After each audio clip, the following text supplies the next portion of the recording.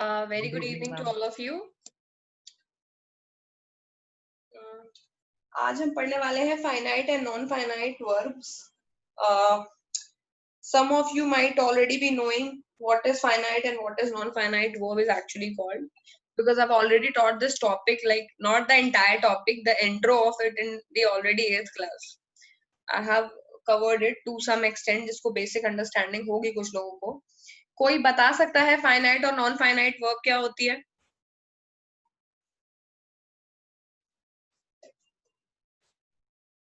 है किसी को आइडिया? हम नॉन फाइनाइट वर्ब्स इंडिपेंडेंट होती है, वो सब्जेक्ट का स्टेट नहीं बताती और वो कभी भी मेन वर्ब नहीं हो सकती. करेक्ट. नॉन फाइनाइट वर्ब्स, देखो verb coming to the basics of grammar, this is just the beginning. जैसे हर एक लैंग्वेज में कुछ वर्ड्स होते हैं, जैसे हिंदी में है कुछ बातें, जिन चीजों के हम नाम लेते हैं, टेबल, कुर्सी, मेज, इंसान, ये सारे नाउन है. हिंदी और इंग्लिश को अगर कंपेयर किया जाए तो नाम मतलब नाउन होता है. जो काम हम कर रहे होते हैं, हिंदी में वो क्रिया होती है, इंग्लिश में वो वर्ब होती है. और का नाम और काम जिन चीजों पर हो रहे होते हैं, हिंदी में वो कारक होता है और इंग्लिश में उसको ऑब्जेक्ट बोला जाता है. इन सारी चीजों, ये नाम, काम और कारक, यानी नाम जो काम कर रहा है, जिस पर कर रहा है, किस स्टेट में कर रहा है, ऊपर कर रहा है, नीचे कर रहा है, इन सारी चीजों को कनेक्टर या इंग्लिश में कॉम्पोजिशंस बोलते हैं. हिंदी में उनका मतलब मात्राएं होता है. तो ये एक लैंग्वेज है, कंपेयर करोगे तो बहुत इजीली समझ में आएगा कि वर्ब का एक्चुअली मतलब नथिंग बट एक्शन, द क्रिया है, मतलब जो काम हो रहा है, जैसे देखना, सुनना, बातें करना, ये सब वर्ब है. ठीक है. मैं, तुम, लैपटॉप, एसी, टीवी, ये सब नाउन है. ठीक है. और अगर हम कोई काम किसी चीज पे कर रहे होते हैं, जैसे पंचिंग बैग को पंच कर रहे हैं, तो पंच कार्य है यानी वर्ब है, पंचिंग बैग ऑब्जेक्ट है, एंड मी जो कि काम कर रहा है, द डूअर, हिंदी में जैसे कर्ता बोलते हैं, एक्चुअली सब्जेक्ट है. सब्जेक्ट कुछ भी हो सकता है. जो इंसान मेन काम कर रहा है वो सब्जेक्ट है. Now subject can either be noun और अ प्रोनाउन. अगर सब्जेक्ट में किसी इंसान का नाम आ रहा है तो हो जाएगा नाउन. सब्जेक्ट में किसी इंसान का नाम ना आकर के आई, मी, यू, दे आ रहा है तो then it's a pronoun. But noun pronoun काम एक ही करते हैं, दे बोथ आर सब्जेक्ट. ठीक है. तो ये बहुत बेसिक्स है. आई बहुत बेसिक है. I think you might already be knowing all this, that noun का मतलब doer, the main doer or the main subject of a sentence. Sentence is nothing but the things that we are talking. तो ये चीजें हम already 6, 7, 8 में पढ़ते चले आ रहे हैं. नाउन के बारे में पढ़ लिया है, प्रोनाउन के बारे में पढ़ लिया है, वर्ब के बारे में पढ़ लिया है. दो आई वाज थिंकिंग के रिवीजन अब शुरू करने वाली हूँ मैं नॉन फाइनाइट वर्ब्स के बाद, तो नाउन प्रोनाउन को भी साथ में ही घसीट लेते हैं ताकि किसी को कोई कंफ्यूजन ना रहे और लैंग्वेज ढंग से समझ में आ जाए. ठीक है. बट फिलहाल के लिए be coming to the verb part. Verb is the action. Now कान, कोई भी इंसान जो काम कर रहा है वो काम वर्ब है. अब वर्ब एक अकेले तरह की नहीं होती है. इट्स नॉट लाइक दैट मैं बोलूं मैं काम कर रहा हूं, फिर मैंने बोला मैं काम कर रहा था, फिर मैंने बोला मैं काम करता हूं. तो देख रहे हो मैं सेम हूं, बट मेरी स्टेट के हिसाब से वर्ब चेंज हो रही है. करता हूं, करता था, कर रहा हूं, करूंगा. तो वर्ब का स्टेट कर रहा है से करूंगा तक का सफर कर गया because of the my situation. तो ये है टेंस, यानी कि जब आप प्रेजेंट, पास्ट या फ्यूचर में कोई भी काम कर रहे होते हो तो उस काम जो आप कर रहे होते हो वो काम का इम्पैक्ट वर्ब पर दिखता है. वर्ब की फॉर्म चेंज हो जाती है और हमें समझ में आ जाता है कि ये काम पास्ट में हुआ है, प्रेजेंट में हुआ है या फ्यूचर में हुआ है. This is a finite verb. Verb जो कि सब्जेक्ट के हिसाब से बदले, वर्ब जो कि सब्जेक्ट का स्टेट जानने में हेल्प करे, that is a finite verb. यानी वो हमारे सब्जेक्ट के अकॉर्डिंग चल रही है. But there are some verbs, I am not saying that there always be a finite verb in a sentence में फाइनाइट वर्ब जरूरी है, क्योंकि फाइनाइट वर्ब मेन वर्ब होती है, उसके बिना सेंटेंस कंप्लीट नहीं होता है. तो हर सेंटेंस में एक मेन वर्ब जरूर होती है, बट वो मेन वर्ब फाइनाइट होती है. वो मेन वर्ब कभी नॉन फाइनाइट नहीं हो सकती. ठीक. फिर से समझते हैं इस बात को.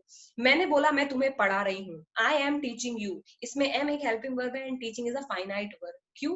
क्योंकि ये अगर मैं तुम्हें पढ़ा रही थी बोलूंगी तो आई वॉज टीचिंग हो जाएगा। मतलब पूरे के पूरे वर्ब और सेंटेंस का मतलब सब्जेक्ट के स्टेट के हिसाब से प्रेजेंट फास्ट फ्यूचर चेंज हो जाएगा। अगर मैं बोलूं मैं पढ़ा चुकी हूँ तो टीचिंग की जगह टॉट हो जाएगा।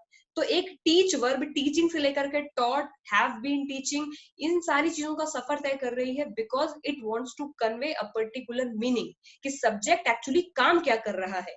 लेकिन देयर आर सम वर्ब्स जो सब्जेक्ट के स्टेट को दिखाने में इंटरेस्टेड नहीं है, क्योंकि वो वर्ब अपने आप को मेन वर्ब नहीं मानती, वो वर्ब अपने आप को एडजेक्टिव या नाउन मानती है। तो एक तरह से ये कहना एकदम ठीक होगा कि जब तक कोई वर्ब वर्ब की तरह ही एक्ट कर रही है और वो मेन वर्ब बन रही है तभी वो फाइनाइट वर्ब बन सकती है। नॉन फाइनाइट वर्ब केवल कहने के लिए वर्ब है, लेकिन वो काम कभी वर्ब का नहीं करती, क्योंकि वर्ब का तो एक ही काम है, सब्जेक्ट क्या क्रिया कर रही है उस बात को बताना।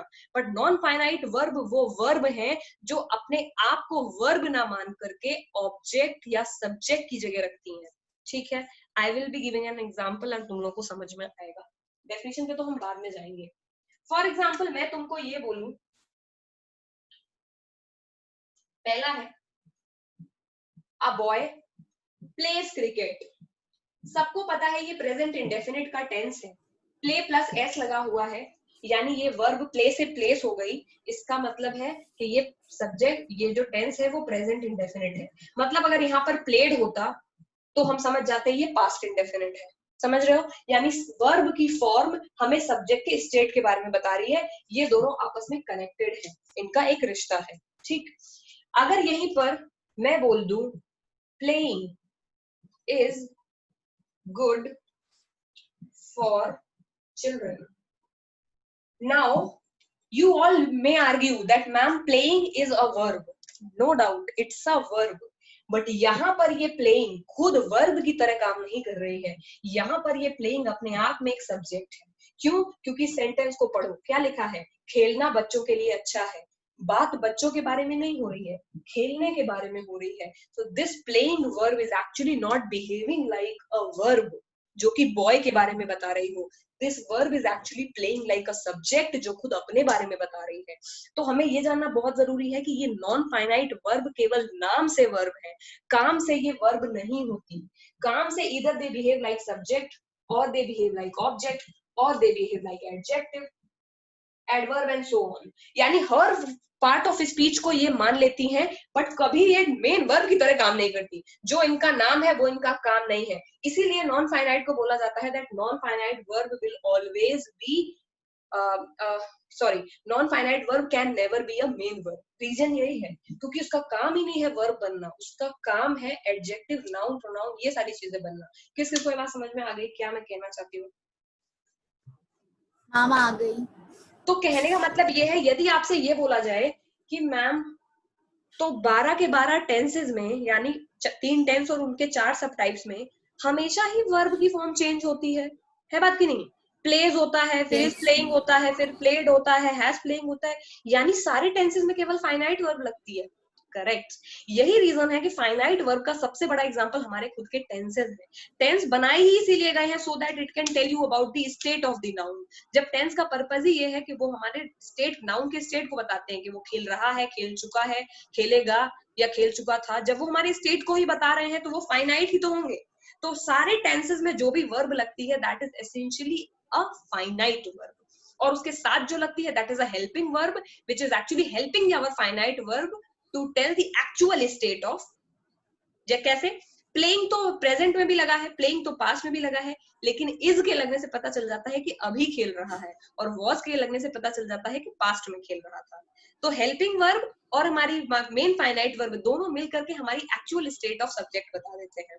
लेकिन नॉन फाइनाइट के केस में हमारे पास वर्ब अपने आप में सब्जेक्ट है, उसको जरूरत ही नहीं, वो खुद ही नेता है। इसीलिए इस प्लेइंग के बारे में बात चल रही है। तो playing is good for health, playing was good for health, playing will be good for health, कोई फर्क नहीं पड़ता, because playing will not change for is was will।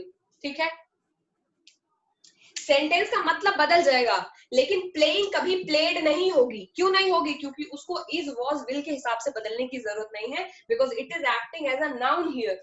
किस किस को समझ में आ रहा है? हम आ गया। ठीक है। तो अब ये जो नॉन फाइनाइट वर्ब होती है हमारी, हमें ये बात तो समझ में आ गई कि ये मेन वर्ब की तरह काम नहीं करती, because they work essentially like a noun and adjective. तो ये फिर कितने तरह की होती है? ऑब्वियसली अगर मैंने बोला है कि नॉन फाइनाइट वर्ब मतलब कितने तरह की होंगी, तो उनके नाम पर ही डिपेंड करेगा। पहला नाम है इन्फिनिटिव, काम पे भी डिफरेंट है, इसीलिए 3 टाइप की है। दूसरा है जेरेंड, तीसरा है पार्टिसिपल। फाइनाइट वर्ब के बारे में हम अभी बात नहीं करेंगे क्योंकि वो वैसे भी बहुत इजी है। पहले नॉन फाइनाइट के बारे में बात कर लेते हैं। इन्फिनिटिव के बारे में अगर हम बात करें तो ये जानना बहुत जरूरी है कि इन्फिनिटिव का मतलब क्या होता है। इन्फिनिटिव का हिंदी में या फिर समझने के लिए मतलब है बेस फॉर्म, यानी जैसी है वर्ब, प्ले प्ले, ठीक है, सी सी, गो गो, गो का वेंट नहीं होगा, तो जो बेस फॉर्म होती है उसको इन्फिनिटिव फॉर्म ऑफ वर्ब बोला जाता है।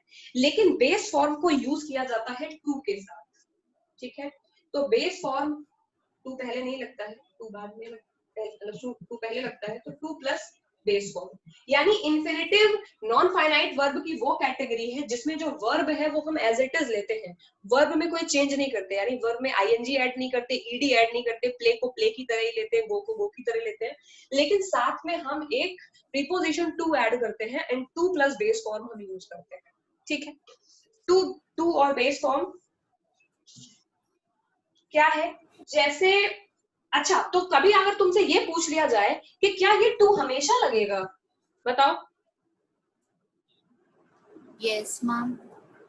गलत। 8th तक पढ़ते आए हैं कि इन्फिनिटिव का मतलब टू प्लस वर्ब की फर्स्ट फॉर्म, बट 9th है थोड़ा एडवांस पढ़ते हैं। थोड़ा एडवांस ये है, टू प्लस बेस फॉर्म हमने हमेशा 8th तक देखा, to go, to play, to swim, लेकिन कभी कभी सिंगल बेस फॉर्म भी लगती है, वो भी इन्फिनिटिव फॉर्म ही होती है। फॉर एग्जाम्पल इफ आई से टू वॉक इज गुड, तो ये वाला इन्फिनिटिव सबने देखा हुआ है, जिसमें टू प्लस वॉक वॉक की तरह ही बिहेव करेगा, तो टू प्लस वॉक देखते ही समझ जाते हो ये इन्फिनिटिव है। But if I right here let him go, क्या लगता है इसमें गो क्या है?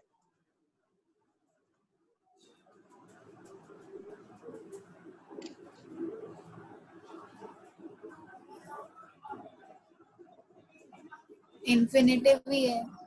इसमें गो इन्फिनिटिव भी है, क्योंकि मैंने तुम्हें इन्फिनिटिव का बेसिक मतलब बताया है। इन्फिनिटिव का बेसिक मतलब है बेस फॉर्म। क्या है? Base form. इन्फिनिटिव यानी किसी भी सेंटेंस में अगर केवल बेस फॉर्म लग रही है तो भी वो इन्फिनिटिव है। अब याद करो, पूरे टेंस में कहीं बेस फॉर्म लगती है क्या?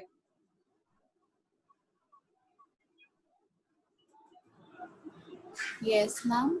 नहीं। अगर एक तो पास्ट में कभी बोलोगे नहीं, डिड के साथ वर्ब की फर्स्ट फॉर्म आती है, वो एक कैटेगरी है। अगर प्रेजेंट इंडेफिनिट की बात कर रहे होते तो फॉर्मूला है वर्ब प्लस एस या es. There is no base form accepted. ये यहाँ पर लेट दे गोज कभी नहीं होगा, लेट दे गो ही होगा। तो सब्जेक्ट के हिसाब से ही लगाओ या शी लगाओ, ये गो कभी गोज में कन्वर्ट होगा क्या? No ma'am. Let them go हो जाएगा, लेकिन रहेगा गो ही। लेकिन प्रेजेंट इंडेफिनिट में ऐसा नहीं होता, शी के साथ गोज हो सकता है, हो जाता है, दे के साथ गो होता है। तो एसेंशियली वो ये फॉर्मूला कर रहे होते, कभी भी बेयर फॉर्म ऑफ वर्ब नहीं आती टेंस में। आती है क्या? किसी को डाउट तो नहीं हो रही इस बात में कि सिंगल फॉर्म ऑफ वर्ब हम नहीं यूज करते टेंस में?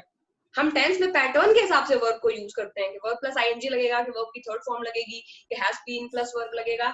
तो बेयर का मतलब है single base form of verb, वो है इन्फिनिटिव।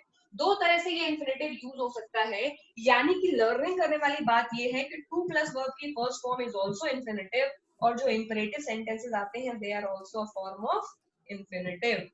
क्योंकि अगर हम ग्रामर पढ़ रहे हैं तो ग्रामर में सारे टेंसेस किसी ना किसी कैटेगरी को तो बिलोंग करते ही होंगे। तो अब हमें ये पता चल गया कि हमारे जो इंपरेटिव सेंटेंसेस होते हैं they belong to nothing but the infinitive category of sentence. समझ गए? Yes ma'am. ओके। इंफिनिटिव के बारे में मुझे ऐसा लगता नहीं है कि डिटेल में, but I don't know whether I should be teaching it और नॉट।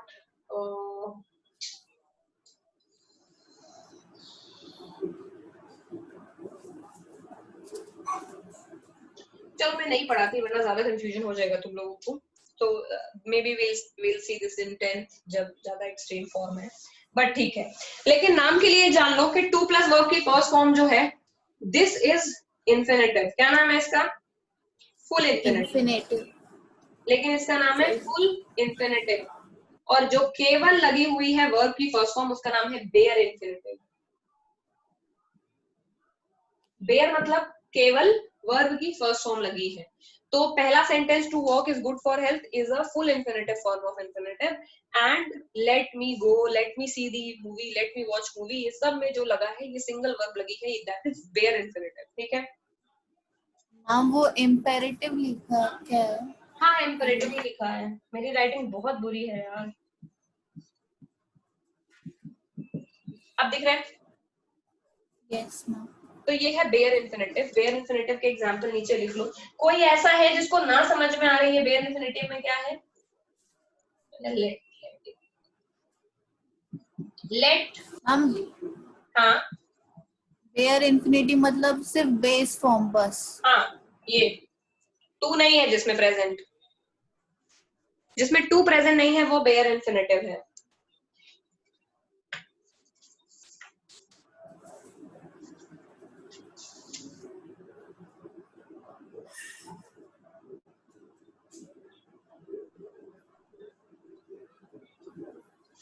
ठीक है, अब है यूजेस ऑफ इंफिनिटिव। इंफिनिटिव क्या होता है ये समझ लिया, तो हमने ये समझ लिया infinitive is a type of non finite verb, यानी वर्ब की केवल बेस फॉर्म यूज होती है। दो तरीके हैं यूज करने के, टू के साथ आप यूज करिए या सिंगल यूज करिए। सिंगल यूज हम नॉर्मली इंपेरेटिव सेंटेंसेस में देखते हैं और टू के साथ वाले हमने देख ही रखे हैं।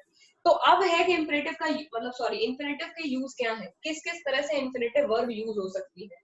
क्या है इंफिनिटिव वर्ब? पूरा नाम है इंफिनिटिव फॉर्म ऑफ वर्ब, यानी बेस फॉर्म ऑफ वर्ब को आप किस किस तरह से यूज कर सकते हैं। क्योंकि आप मेन वर्ब की तरह तो यूज नहीं कर रहे हैं इन वर्ब को, तो और किस तरह यूज कर सकते हैं? पहला, you can use it like a subject. जैसे टू एडवाइज इज इजी, ठीक। To steal is wrong.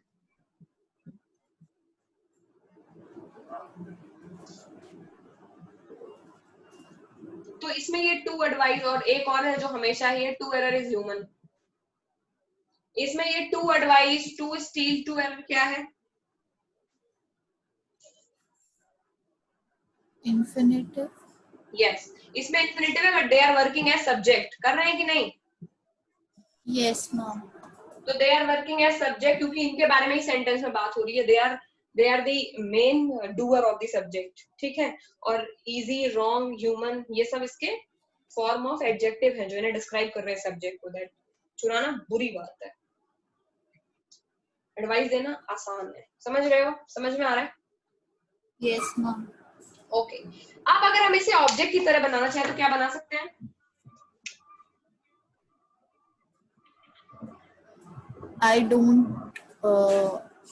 I don't want to go there. Very good.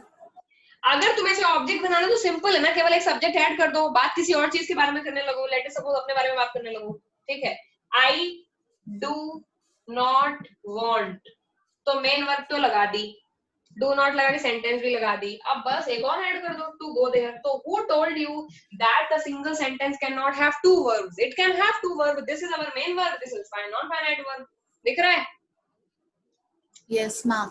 तो किसी भी इन्फिनेटिव को आप ऑब्जेक्ट ऐड कर सकते हैं, बस आप उसको सब्जेक्ट की तरह यूज मत करिए। ये मत बोलिए कि टू गो इज इजी, क्योंकि गो के बारे में बात करने लग जाओगे तो वो सब्जेक्ट बन जाएगा। आई के बारे में, Rita Sita, Rita does not want to meet me, अब टू मीट यहाँ पर ऑब्जेक्ट की तरह बिहेव करने लगा, क्योंकि बात एक्चुअल सेंटेंस में रीता के बारे में चल रही है जो कि एसेंशियली सब्जेक्ट फॉर्म है। समझ रहे हो? तो सब्जेक्ट ऑब्जेक्ट बस मन का भ्रम है। मेरे बारे में बात करो, मैं सब्जेक्ट हूँ, ठीक है। तुम्हारे बारे में बात किया जाए, तुम सब्जेक्ट हो। हम दोनों मिलकर किसी तीसरी चीज के बारे में बात करें, तीसरी चीज सब्जेक्ट हो जाएगा। काम जिस पर हो रहा है, यहाँ पर essentially go there is behaving like an object form. बस हम रटने के लिए रट लेते हैं कि जो इस तरफ लिखा होता है वो सब्जेक्ट होता है, जो उस तरफ लिखा होता है वो ऑब्जेक्ट होता है किसी सेंटेंस में। बट मेन केवल यही है कि जिसके बारे में बात हो रही होती है वो सब्जेक्ट होता है और उसका opposite form is always object. तो I do not want to go there, she does not want to look at me, she does not want to meet me, ये सारे के सारे नॉर्मल सेंटेंस है, लेकिन तुम इनमें हमेशा ही टू को प्रीपोजिशन मानते चले आए हो। तुम्हें कभी लगा ही नहीं कि ये बेयर फॉर्म है तो इंफिनिटिव भी हो सकता है। यहाँ पर ये एक ओवरलैपिंग सेंटेंस है जहां पर टू एसेंशियली एक प्रीपोजिशन भी है और ये एक बेयर फॉर्म ऑफ इंफिनिटिव भी है। किस किस को दिख रहा है जो हम बोल रहे हैं? अगला है टेल मी व्हेन टू पे। पकड़ने वाले सब पकड़ लेंगे इस सेंटेंस में। टेल मी की बात चल रही है तो ऑब्वियसली यहाँ पर ये एक इंपरेटिव सेंटेंस है। व्हेन यहाँ पर एक रिलेटिव क्लॉज है, जिसको दिख रहा होगा वो देख पाएगा, एडजेक्टिव लगा है व्हेन, ठीक है। और टू पे यहाँ पर इंफिनिटिव है। तो पार्ट्स ऑफ स्पीच इसीलिए पढ़ाए जाते हैं कि तुम एक एक सेंटेंस को तोड़ सको और कभी भी कोई भी फ्यूचर में गलती मत करो। इंग्लिश तो कतई गलत बोलोगे नहीं जब सब पता रहेगा तो। टेल मी व्हेन टू पे, इसमें क्या है? टू पे इंफिनिटिव है। व्हेन क्या है ये रिवीजन में रखेंगे क्लॉजेस के।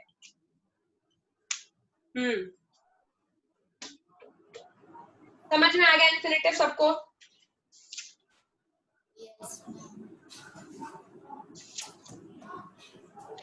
आई थिंक इन दोनों से तुम लोगों का काम चल जाएगा। इसके अलावा जो पर्पस है उनको जानने की जरूरत नहीं है।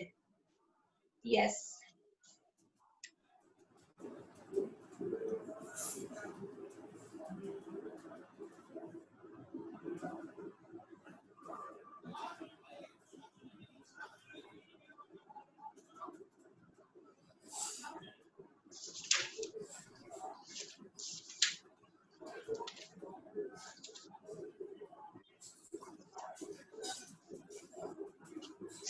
इंफिनिटिव फॉर्म यदि हमने पढ़ लिया है तो इसके बाद हम जब सिंथेसिस वगैरह पढ़ेंगे तो थोड़ा डिटेल में देखेंगे इनको। बेसिक यही है इंफिनिटिव, अंदर ज्यादा नहीं बता रही हूँ, बट इंफिनिटिव इससे बहुत बड़ा है, ठीक है।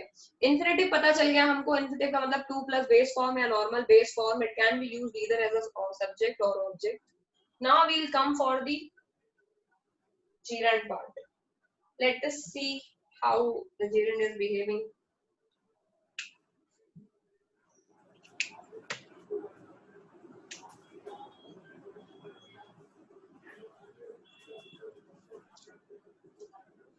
gerund को पता है क्या है? यस जब आप बेस फॉर्म को यूज नहीं करते, बेस फॉर्म को ना यूज करना चाहे सब्जेक्ट की तरफ, काम एक ही है, काम में कोई फर्क नहीं है। बेस फॉर्म को ना यूज करके यानी सिंगल वर्ब को यूज ना करके वर्ब की आईएनजी फॉर्म को as a form of subject आप यूज करना चाहिए, ठीक है, तो उसको जेरंड बोलेंगे।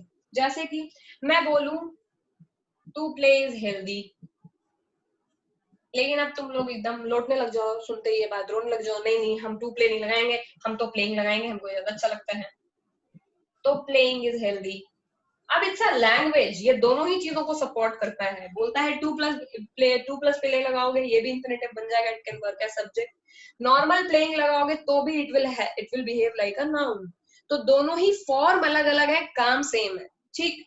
तो जरूरत क्या पड़ गई? जरूरत ये पड़ गई कि कभी कभी जैसे बहुत बार सेंटेंसेस के बीच में लगाना होता है हमको कुछ, जैसे he made me begging। अब ऐसे सेंटेंस में he made me waiting, मतलब उसने मुझे वेट करने पर मजबूर किया। he made me crying, उसने मुझे रोने पर मजबूर करा। बट ये नहीं है he made me to beg, तब सॉरी बी लगा, he made me to beg। अब क्या होता है ना, सेंटेंस का कभी कभी सेंटेंस ऐसा होता है कि आप जो ऑब्जेक्ट फॉर्म होता है यानी बीच में जब लगा रहे होते हो उस वक्त टू प्लस वर्ब बहुत जगह फिट नहीं बैठती। बोलने में, लिखने में तो इंफिनिटिव बीच में भी आ जाते हैं, अभी मैंने पढ़ाया था, they can also behave like object. But बोलने में क्या है? Don't make me doing this, don't make me to do this भी करेक्ट है। बट नॉर्मली लैंग्वेज, जब हम एडवांस लैंग्वेज बोलते हैं, कंफर्टेबल लैंग्वेज बोलते हैं, तो हम नॉर्मली बातें क्या करते हैं? Don't make me doing this, मतलब हम मुझे ये करने पर मजबूर मत करो। There the more comfort and the more acceptance वो जेरंड के लिए होती है। इस तरह के बीच में जब कनेक्टिंग वर्ड में हमको नॉन फाइनाइट वर्ब का यूज करना होता है, तो बेसिक लैंग्वेज की वजह से इसको इंट्रोड्यूस किया होगा उन्होंने। काम दोनों के एकदम सेम है, तुम चाहो वो कर ले लो, वो तुम चाहो ये ले लो, तुम्हारी मर्जी है। इसीलिए जो क्वेश्चन आता है उसमें सिंपली वो लिख के बताते हैं कि आपको इंफिनिटिव से सॉल्व करना है या जेरंड से करना है, बिकॉज दे नो कि ये दोनों एक दूसरे की जगह पर आ सकते हैं। समझ गए? Yes ma'am.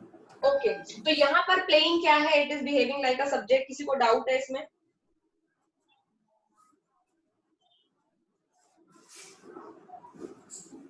अब एक डिफरेंस है, जैसे अगर मैं बोलूं swimming is good for health, to swim is good for health, दोनों करेक्ट है। तो दोनों में हमें एकदम एक चीज तो बिल्कुल समझ में आ चुकी है कि भाई वर्ब प्लस आईएनजी सब्जेक्ट की तरह यूज हो सकती है, वर्ब प्लस आईएनजी ऑब्जेक्ट की तरह यूज हो सकती है, और जब हम आईएनजी फॉर्म यूज करते हैं तो हम उसे जेरंड बोलते हैं, और नॉर्मली जब हम ऑब्जेक्ट फॉर्म में यूज करते हैं तो हमें आईएनजी ज्यादा कंफर्टेबल बोलने में लगती है, तो हम जेरंड का यूज दे देते हैं। इसका एक क्या है, कुछ फॉर्म है इसके। पहला सब्जेक्ट फॉर्म है, मैं सारे फॉर्म्स लिख रही हूँ, फिर देखो कि जेरेंट सब्जेक्ट फॉर्म में तो पहचानना बहुत था, बट उसके अलावा बाकी सारे फॉर्म पहचान पा रहे हो या नहीं। यूजेस क्या है? यूजेस में एक ही चीज है जिसको लिख रही हूँ, जैसे सिंगिंग इज हर हॉबी, ये क्या है? सब्जेक्ट फॉर्म है, यहाँ पर सब्जेक्ट फॉर्म है, ठीक है। अगर मैं तुमसे ये बोलूं seeing is believing, what do you think, what is this? यहाँ पे भी सब्जेक्ट है, सीइंग।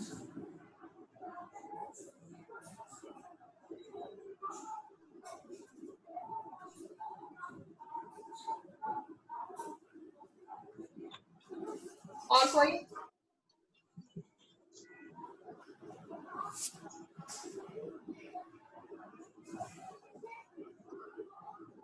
कोई और बताना चाहेगा?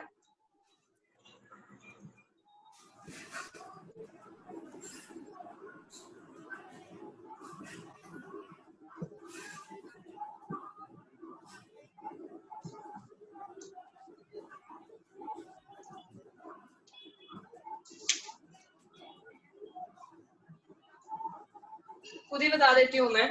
पहले फॉर्म में सिंगिंग इज हर हॉबी, इसमें एसेंशियली ये सब्जेक्ट फॉर्म है। दूसरे वाले में, दूसरे सेंटेंस में तो दोनों तरफ जेरेंट लगा हुआ है। ऐसे टाइप को जिसमें दोनों तरफ लगा होता है, या फिर जो बात होती है वो एक दूसरे को सपोर्ट कर रही होती है, उसे कॉम्प्लीमेंट बोलते हैं। क्या बोलते हैं? कॉम्प्लीमेंट। कॉम्प्लीमेंट। और तो यहाँ पर भी ये सब्जेक्ट ही है, ठीक है। यहाँ पर ये ऑब्जेक्ट है। What I most detest is smoking, सबसे ज्यादा मुझे क्या नापसंद है? स्मोकिंग, ठीक है। मेरी फेवरेट चीज क्या है? रीडिंग। लेकिन ये देखो कि ये दोनों कनेक्टेड है, ऑल्दो यहाँ पे ऑब्जेक्ट की तरह काम कर रहा है, बट इसको कॉम्प्लीमेंट बोलते हैं। तुम इसे ऑब्जेक्ट भी बोल सकते हो, बट जेरंड के केस में जो दूसरी तरफ लिखा होता है that is essentially a complement form of gerund. Object form नहीं देते उसका नाम, उसका नाम क्या है? Complement form. क्योंकि दूसरी तरफ जो नॉर्मली सेंटेंसेस बनते हैं, उन सेंटेंसेस में ये सब्जेक्ट और वो एक दूसरे को कॉम्प्लीमेंट कर रहे होते हैं। जैसे मुझे सबसे ज्यादा स्मोकिंग नापसंद है, तो ये कॉम्प्लीमेंट्री इन्फॉर्मेशन है, एक दूसरे से जुड़ के हमको मिल रही है। मेरी फेवरेट चीज रीडिंग है, तो फेवरेट और रीडिंग आपस में कॉम्प्लीमेंट हो गए, मिल गए। तो एक तरह की ये कॉम्प्लीमेंट्री फॉर्म है, जो कि जानना जरूरी नहीं है, केवल इसका नाम दिमाग के सामने से होकर गुजरना जरूरी है। एसेंशियली तुम लोगों को जेरंड के बारे में पता है कि जेरंड या तो सब्जेक्ट की तरह बिहेव करेगा या ऑब्जेक्ट की तरह बिहेव करेगा। इधर कर रहा है सब्जेक्ट की तरफ, उधर कर रहा है ऑब्जेक्ट की तरफ, ठीक है। जिसको कॉम्प्लीमेंट शब्द से प्रॉब्लम है, मैं उसको हटा देती हूँ, कोई जरूरत नहीं है। ऑब्जेक्ट समझ लो उसको, उधर को ऑब्जेक्ट लिखा हुआ है। किसी को ना दिख रहा हो, देखा है कि नहीं लिखा है, मुझे बताते चलो। ओके, हाँ बेटा,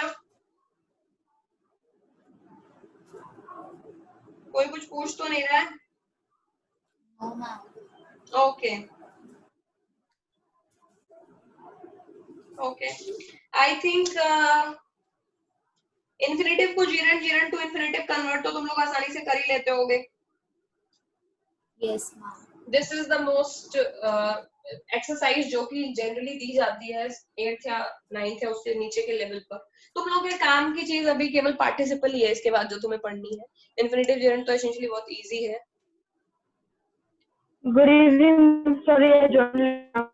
It's okay, no problem. You can watch that video afterwards because it is important. I'm gonna take a test on it very soon. ठीक है, पार्टिसिपल इज इम्पोर्टेंट, उसको ध्यान से सुनना। जिनके अभी तक की चीजें दिमाग के ऊपर से गुजरी है, उनको लग रहा है इन्फिनेटिव और जीरेंट इम्पोर्टेंट, मतलब ठीक है मुझे आते हैं, तो इन्फिनेटिव और जीरेंट में नो डाउट तुम्हारा काम चल जाएगा, क्योंकि टू सिंग और सिंगिंग ये सब बनाना सबको आता है, बट पार्टिसिपल टफ है, पार्टिसिपल समझ लेना। पार्टिसिपल से पहले जो मैं इन्फिनेटिव और जीरेंट को करने के लिए बोल रही हूँ कि कैसे आप इन्हें एक से दूसरे में कन्वर्ट करते हैं, 3-4 चीजें लिख रही हूँ। जैसे she learned to dance, अब मैं इसको बोलूंगी कि तुमको इसको जीरन में कन्वर्ट करना है तो बोल दोगे तुम शी लर्न डांसिंग। कुछ नहीं करना होता है इसमें, यही सबसे बड़ी खासियत है। जहाँ टू डांस लिखा वहां डांसिंग लगाते हैं, इसलिए they are actually perfect substitute of each other. Infinitive को gerund, gerund to infinitive convert करना टू इजी, दोनों के काम एक है, प्लेसमेंट भी एक ही जैसी होती है सेंटेंस में। आगे पीछे लिखे होते हैं, बस एक में टू लिखा होता है, दूसरे में आईएनजी फॉर्म लगता है। बिल्कुल ऐसे ही करते चलना है, जो भी क्वेश्चन मिल जाएगा तुरंत कर लोगे। अगला है ही स्टार्टेड टू रन। अब ही स्टार्टेड रनिंग, बस ही स्टार्टेड रनिंग। कभी दिक्कत नहीं आएगी इन्फिनिटिव को जीरन में कन्वर्ट करने में। लेकिन बस एक चीज जो जानने लायक थी वो ये कि एक तो इन्फिनिटिव नॉन फाइनाइट है, सब्जेक्ट का स्टेट नहीं बताता क्योंकि खुद सब्जेक्ट की तरह काम करता है। ठीक, और अब पढ़ते हैं पार्टिसिपल के बारे में। पार्टिसिपल जो है उस केस में जो हमारा वर्ब होता है,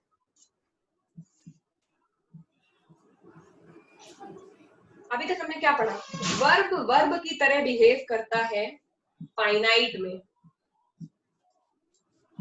वर्ब सब्जेक्ट ऑब्जेक्ट की तरह बिहेव करता है इंफिनिटिव में, और सेम चीज करता है वर्ब सब्जेक्ट ऑब्जेक्ट की तरह जीरन में। अब वर्ब एडजेक्टिव की तरह बिहेव करता है पार्टिसिपल में। तो ये इसलिए इंपॉर्टेंट है कि यहाँ पे वर्ब की तरह बिहेव नहीं कर रहा है, लेकिन सब्जेक्ट ऑब्जेक्ट की तरह भी बिहेव नहीं कर रहा है, वर्ब खुद बिहेव कर रहा है एडजेक्टिव की तरह। तो वर्ब का नाम वर्ब है, वर्ब का काम है एडजेक्टिव, यानी किसी नाउन की तारीफ करता मिलेगा। कैसे मिलेगा देखते हैं, ठीक है। तो पार्टिसिपल एक्चुअली 3 तरह के होते हैं। कितने तरह के होते हैं, किसी को पता है पार्टिसिपल कितने तरह के होते हैं? प्रेजेंट, पास्ट और पता है, प्रेजेंट, पास्ट और परफेक्ट। ठीक, 3 तरह का होता है। पहला है प्रेजेंट पार्टिसिपल, ये तो पता चल गया कि एडजेक्टिव की तरह बिहेव करेगा। Present participle is nothing but the ing. Present participle क्या है? आईएनजी, ठीक है। प्रेजेंट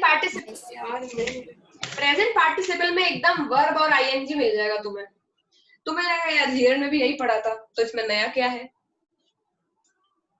देखो क्या नया है। The exercise was tiring. क्या लग रहा है यहाँ, टायरिंग क्या कर रहा है?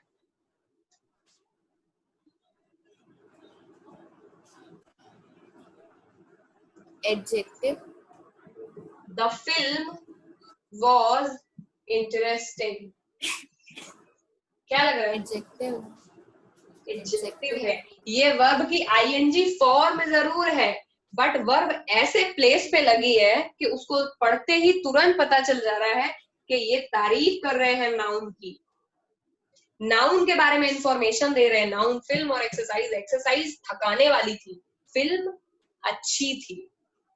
किसी को समझ आ रहा है कि यहाँ पे ये वर्ब काम कर रही है एडजेक्टिव का, इसीलिए ये जीरन फॉर्म नहीं है क्योंकि ये सब्जेक्ट का काम नहीं कर रही है। This is essentially a participle form, और उसमें भी ये प्रेजेंट पार्टिसिपल है। क्या है? प्रेजेंट। प्रेजेंट मतलब सिंपल वर्ब आईएनजी लगी हुई है, ठीक है। पास्ट फॉर्म में क्योंकि वर्ब की थर्ड फॉर्म आती है, ठीक। उसके बाद हम प्रेजेंट में इतना ही तुम लोगों को सीखने लायक है, इसके ज्यादा मत। एक आधे और आ सकते हैं, जैसे she was busy packing her luggage, ठीक है। तो शी वॉज बिजी, कोई ये नहीं सोचेगा वॉज लगा है पैकिंग लगा है तो ये हो गया पास्ट कंटिन्यूअस। किसी को ऐसी गलतफहमी हो रही है क्या? सेंटेंस है she was busy comma packing her luggage, जो कि शी वॉज बिजी मतलब वो बिजी थी, हो रही थी नहीं है यहाँ पर। तो ये सिंपल पास्ट का वॉज वर्ब है, she was busy packing her luggage. यहाँ पर पैकिंग क्या बता रहा है? एक एडजेक्टिव है जो कि शी के बारे में बता रहा है कि वो पैकिंग करने में बिजी थी, जिसको दिख रहा है दिखे, ना दिखे वो 2-4-5 एक्सरसाइज करे, सब दिखेगा। भगवान भला करे तुम लोगों का। दिख रहा है? हाँ ना तो बोलो। मैम पैकिंग एडजेक्टिव कैसे हुआ वो नहीं पता चला। एडजेक्टिव का डेफिनेशन क्या होता है? Describing verb. क्या कर रहा है शी को? डिस्क्राइब। एडजेक्टिव का मतलब पता है क्या होता है? जब भी एडजेक्टिव की बात चलती है तो तुम लोग समझते हो एडजेक्टिव का मतलब एडजेक्टिव ऑफ वर्च्यू, काला गोरा तारीफ करना या बुराई करना, जो कि मोस्टली केसेस में सही भी होता है, क्योंकि ग्रामर में जब हम बात करते हैं तो एडजेक्टिव का मतलब किसी के बारे में कोई विशेष चीज बताते हैं, बट एडजेक्टिव का एक्चुअली काम होता है नाउन को डिस्क्राइब करना। नाउन अपने आप में केवल एक वर्ड है, टी शर्ट एक वर्ड है, रेड टी शर्ट एडजेक्टिव है, फटी हुई टी शर्ट भी एडजेक्टिव है। अब तुम बोलोगे टॉर्न टी शर्ट कैसे एडजेक्टिव हो सकता है? वो तो खासियत नहीं है, स्टेट तो बता रही है। खासियत बताएगी, स्टेट बताएगी, बीमारी बताएगी, इलाज बताएगी, डिस्क्राइब करे नाउन को जो भी चीज वो अपने आप एडजेक्टिव हो जाती है। उसकी खामी या खासियत बताए ये जरूरी नहीं है, ठीक है? तो ये है एडजेक्टिव। पैकिंग वर्ब लग रहा है। तभी तो बोल रही हूं मैं कि ये वर्ब है, एसेंशियली वर्ब है तो लगेगी ही, लेकिन जो इसका इंटरप्रिटेशन है, यानी she was busy packing her luggage, तो वो पैक करने में बिजी थी, वो एसेंशियली उसको भी तो, स्टेट को भी तो डिस्क्राइब कर रहा है। अगर देखो बिजी यहाँ पर मेन वर्ब है, ये दिख रही है कि नहीं? Yes ma'am. क्या करने में बिजी है? अगर मैं यहाँ पर केवल बिजी लगा दूं, अच्छा ये बताओ शी वॉज बिजी, इसमें पता चल रहा है तुम्हें वर्ब क्या है? बिजी। बिजी। अब तुम समझो, मैं तुम्हें ये भी बता रही हूँ कि वो क्या करने में बिजी है। अब एडजेक्टिव दिख रहा है? Yes ma'am. He was busy calling me, इसमें कॉलिंग वर्ब नहीं है, busy is your main verb. ये वाली जो ये बता रही है कि वो एक्चुअली क्या कर रही है इस वक्त, तो वो बिजी है इस वक्त। तुम लोग का ध्यान बिजी की जगह कॉलिंग या पैकिंग पे जा रहा है, वो पैकिंग कर रही है। पैकिंग नहीं कर रही है, मेन काम क्या है? बिजी है। बिजी क्या करने में बिजी है, वो ही तो डिस्क्राइब करेगा स्टेट को। तो ये करते करते आता है, तो जो हेल्पिंग वर्ब के जस्ट बाद लगी होती है वही मेन वर्ब होती है। उसके बाद जो लगा हुआ होता है वो होता है फर्जीपना, यानी एक्सटेंशन, जो कि डिस्क्राइब कर रहा है। जैसे आई वुड लव, इसमें क्या है वर्ब? लव। आगे लगा दूं टू प्ले बास्केटबॉल, तो आधे पगले लोग सोचेंगे कि इसमें तो वर्ब हो गई प्ले, क्योंकि खेल रहा है। ना ना ना ना, क्या हो रहा है यहाँ पर? मतलब मैं बहुत पसंद करूंगा, क्या पसंद करूंगा? बास्केटबॉल खेलना। इस तरह से चीजें जाती हैं, ठीक है? तो मे बी थोड़ा अभी नहीं दिख रहा है, but just let us leave it like that. इसीलिए मैंने पता नहीं क्यों लिख दिया, बट मुझे शायद लिखना नहीं चाहिए था। ये दोनों दिख रहे हैं, सिंपल सिंपल आ जाएंगे, तुरंत पहचान लोगे।